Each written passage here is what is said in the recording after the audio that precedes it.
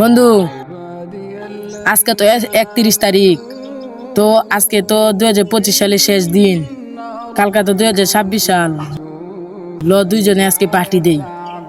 বন্ধু, কালকে তো 2026 সাল। এত খুশি হওয়ার দরকার নেই।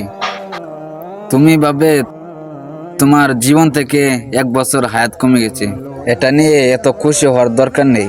তবুও তো বন্ধু, হ্যাপি নিউ ইয়ার হিসাবে আমরা একটা পার্টি টাটি দিব না?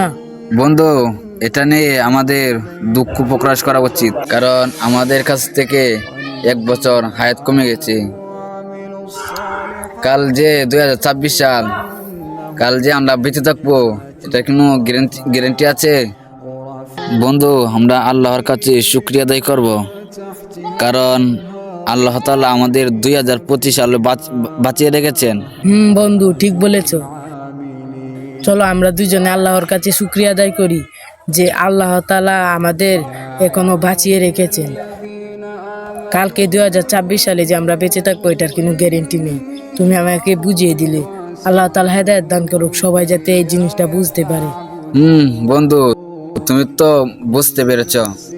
তোমার মতন এরকম আছে যারা পার্টি দিতে যাচ্ছে, তাদের উদ্দেশ্যে এই কথাটি। আমাদের ইসলামে এটি নেই, নতুন বছর পড়লে পার্টি দিতে হবে।